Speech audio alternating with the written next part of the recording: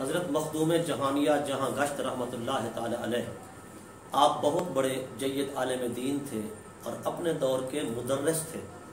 آپ علوم دینیہ کی عقلیہ ہوں یا نقلیہ ان کی تدریس فرمایا کرتے تھے۔ ہندوستان کا بادشاہ آپ کو شیخ الاسلام کا لقب دیا کرتا تھا، مفتی اعظم کے لقب سے پکارتا تھا۔ اس نے کسی طرح کا کوئی فتویٰ لینا ہوتا، شرعی مسئلہ دریافت کرنا ہوتا، وہ سرزمین اچ شریف مدینۃ الاولیاء تشریف لاتا، آپ کی بارگاہ میں حاضری دیتا، مسئلہ دریافت کرتا، شرعی حکم دریافت کرتا، آپ سے فتویٰ لیا کرتا تھا۔ اللہ اکبر! یہ دھرتی ہے مدینۃ الاولیاء اچ شریف کی جو علم و عرفان کا گہوارہ تھی۔ آج وہ چیز ہمیں وہاں دیکھنے کو نہیں ملتی۔ ہمارے بزرگ کس قدر خدمت دین سر انجام دیا کرتے تھے اور علم و معرفت کے دریا بہایا کرتے تھے۔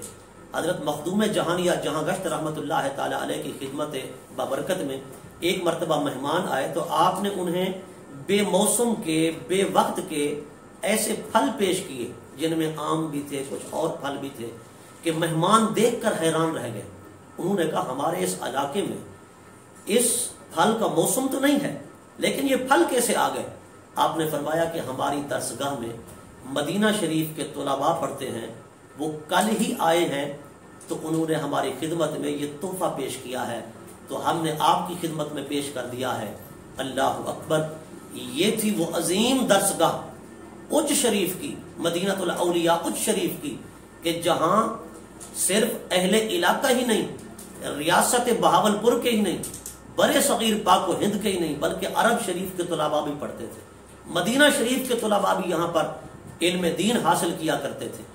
اللہ اکبر! یہ تھے ہمارے بزرگ جنہیں علم سے پیار تھا۔ آج انہی بزرگوں کا تعارف کسی اور طریقے سے کرایا جاتا ہے، لیکن یہ نہیں دیکھا جاتا کہ آپ کس قدر علم دین کی خدمت کیا کرتے تھے اور حضور کے دین کی، شریعت کی، طریقت کی منزلیں وہ کس طرح طے کرایا کرتے تھے۔ آپ کی اہلیہ محترمہ بیک وقت 500 طالبات کو دورہ حدیث شریف پڑھایا کرتی تھی۔ یعنی آپ بھی بہت بڑے مدرس تھے اور آپ کی اہلیہ بھی بہت بڑی مدرسہ تھی۔